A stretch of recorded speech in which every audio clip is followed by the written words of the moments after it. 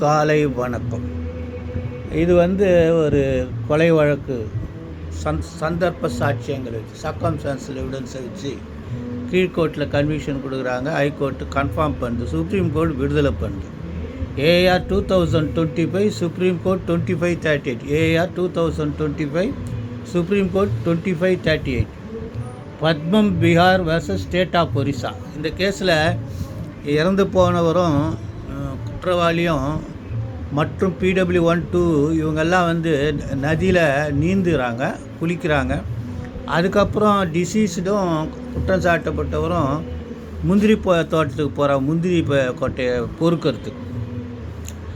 அதுக்கப்புறம் வரலை. அதனால் அப்பா கம்ப்ளைண்ட் தேடுறாரு, இவர் கேட்குறாரு. அப்புறம் அப்புறம் ஒரு நாள் கழித்து அவருடைய பாடி நதியில் மிதக்குது. இதுதான் இது உச்ச நீதிமன்றம் என்ன காரணங்களுக்காக விடுதலை பண்ணுறதுல என்ன சொல்கிறாங்கன்னா, இந்த கடைசியாக பார்த்த லாஸ்ட் சீன் தியரி, டிசீஸ்டையும் அக்யூஸ்டையும் பார்த்த தியரி டைம் கேப் ரொம்ப கம்மியாக இருக்கணும்.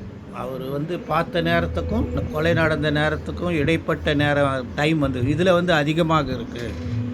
அதனால் அதை நம்ப முடியாதுட்டாங்க. அடுத்தது கல்லால் தாக்கப்பட்டிருக்கிறதா, கல்லில் ரத்தம் இல்லை, அது ஒன்று இருக்குது. ரத்தம் கரை எந்த குரூப்புன்னு ப்ரூவ் பண்ணல, சட்டில் இருக்கிற ரத்தம் எந்த குரூப்புன்னு ப்ரூவ் பண்ணலை.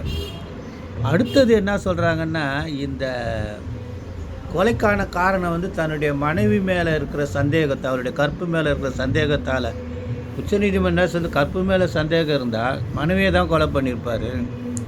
இவரை கொலை பண்ண வேண்டிய மனைவியினுடைய சகோதரனை கொலை பண்ண வேண்டிய அவசியம் இல்லைன்னு இந்த கேஸை விடுதலை பண்ணியிருக்காங்க.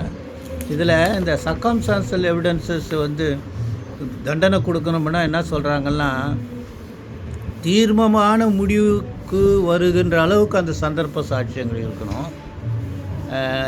அக்யூஸ்டு மட்டும்தான் கொலை செய்ய வாய்ப்பு இருக்குன்ற ஒரு முடிவுக்கு வரணும்.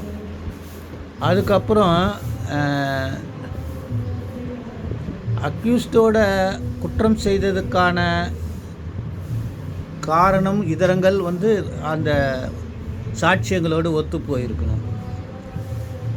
அக்யூஸை தவிர வேறு யாரும் குற்றம் செய்திருக்க முடியாது என்ற ஒரு நிலை இருக்கிற சூழ்நிலையில் தான் இந்த சர்க்கம்ஸ்டான்ஷியல் எவிடன்ஸ் தண்டனை கொடுக்கணும்னு கொடுத்துருக்காங்க.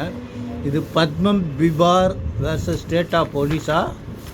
இந்த தீர்ப்பு சம்பவம் நடந்தது 2016, 2025 ஒரு விடுதலை பண்ணிட்டாங்க. பார்த்துக்குங்க. காலை வணக்கம், நன்றி.